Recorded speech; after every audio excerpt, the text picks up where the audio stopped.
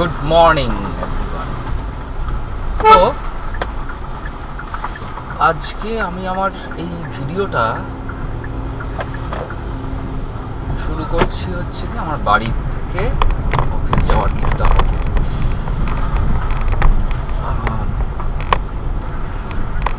তো অনেকেরই বিভিন্ন রকমের প্রশ্ন উঠে আসছে যে আমি এই ভিডিওটা কেন করছি, এতে কার লাভ, কে দেখবে। তো সব প্রশ্নেরই উত্তর আমি আস্তে আস্তে দেব। তো আজকে একটা উত্তর দিই, সেটা হচ্ছে কি এটা কেন করছি। এটা করার উদ্দেশ্য এই নয় যে দেখানো কে রাস্তায় কত ভুল করছে, কি কেন করছে, সেরকম ব্যাপারটা না। ব্যাপারটা হচ্ছে যদি আমরা সবাই মিলে রাস্তায় একটু কশাস হই, তাহলে বোধ হয় আমাদের প্রত্যেকেই একটু সেফলি রাস্তায় বেরোনোর সময় অতটা ভয় করবে না, বা সাবধানে আমরা যাতায়াত করলে, সবাই যদি সাবধানতা অবলম্বন করি এবং ঠিকঠাক রুলস মেনে চলি, তাহলে সেটা সবার জন্যই ভালো। 5 জন মানলো আর একজন মানলো না, হয়তো লাভের লাভ কিছু নেই। যে মানলো না সে কিন্তু ক্ষতিটা তাকেও করবে যে রুলস মেনে চলছে, তাই না? ইলেকট্রিকের কাজ হচ্ছে, দেখতেই পাচ্ছে।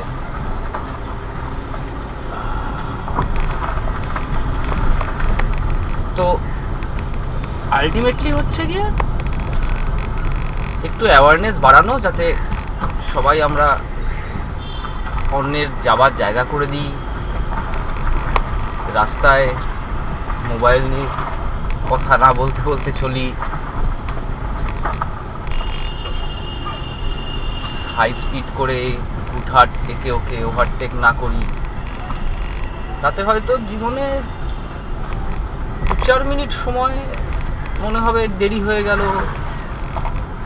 পিছিয়ে গেলাম, কিন্তু আমার মনে হয় না ব্যাপারটা ঠিক সেই রকম। মানে দারুণ স্পিডে বাইক চালিয়ে বা গাড়ি চালিয়ে যদি কেউ জীবনে এগিয়ে যেতে পারতো, তাহলে যারা জীবনে এগিয়ে গেছে তাহলে সবাই স্পিডে গাড়িই চালাতো না।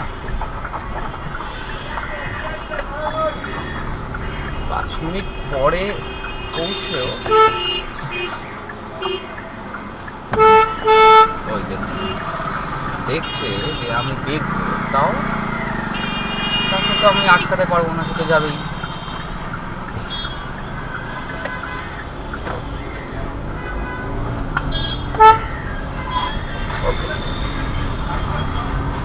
তো এই হচ্ছে আমার ভিডিও বানানোর উদ্দেশ্য, ট্রাফিক অ্যাওয়ারনেস বানানো, যাতে আমরা সবাই রাস্তায় গাড়ি চালানোর সময় একটু সতর্ক থাকি। এবং যারা রাস্তায় চলছি, মানে আমি তো সবসময় গাড়ির মধ্যে বসে থাকি না, আমিও তো রাস্তায় হাঁটি।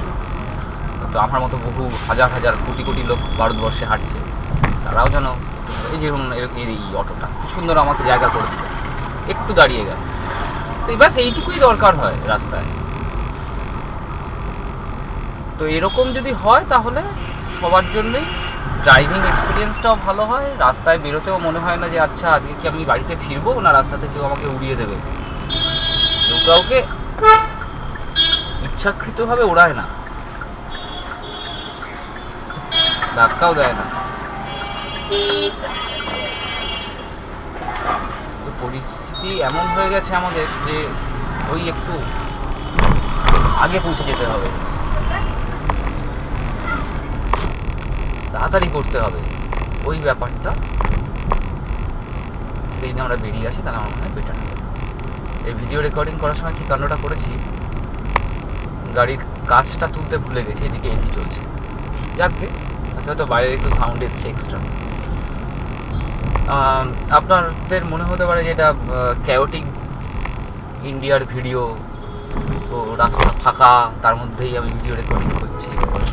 কারণ আজকে আমি সকাল সকাল বেরিয়েছি, শুক্রবারের দিন, চেষ্টা করবো অফিস থেকে একটু তাড়াতাড়ি বেরিয়ে আসতে, ফাঁকায় ফাঁকায় যাওয়ার চেষ্টা করবো আর ফাঁকায় ফাঁকায় ফেরার চেষ্টা করবো, সেই উদ্দেশ্য নিয়েই বেরিয়েছি একটু আগে।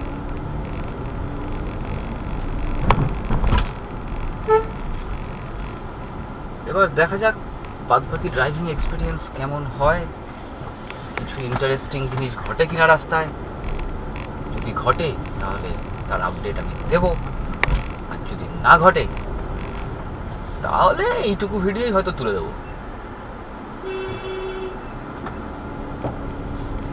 আর আস্তে আস্তে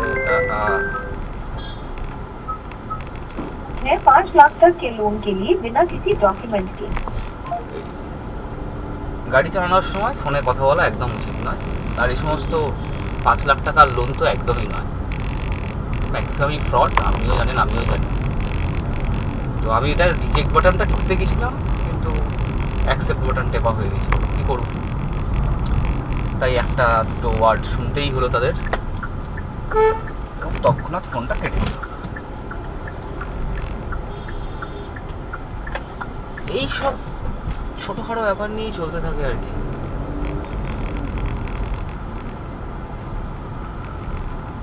আরেকটা জিনিস, আমি কিন্তু একটু আস্তে আস্তে কথা বলবো, তার কারণ হচ্ছে গিয়ে আমার মেন ফোকাসটা থাকতে হবে হচ্ছে গিয়ে গাড়িতে।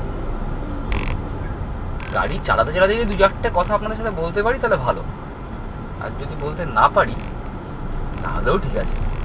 আপনারা তো দেখতেই পাচ্ছেন সামনে কি ঘটছে। হ্যাঁ, তো ফলে এই একটা রিক্সাকে ওভারটেক করলো, বাহ সুন্দর, তা করতে হবে কারণ সে হেঁটে হেঁটে চালাচ্ছিল, উপায় ছিল না তার। এইটা একটা শার্প টার্ন, এদিক থেকে ওদিক থেকে যদি গাড়ি আছে তাহলে দাঁড়িয়ে যেতে হয়, কাজে গাড়ি নেই, ফাঁকা, বেরিয়ে গেল।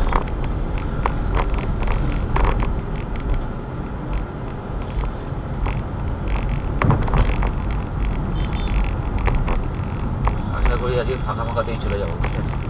এই রে, এটাকে আমি পাবো এখানে আমার হলো না মনে হচ্ছে।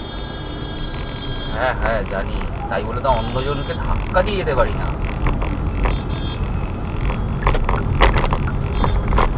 কি সুন্দর আমাকে বলে দিল চলে আসো চলে আসো, তোমার জন্য আমি খুলে রেখে দিচ্ছি না।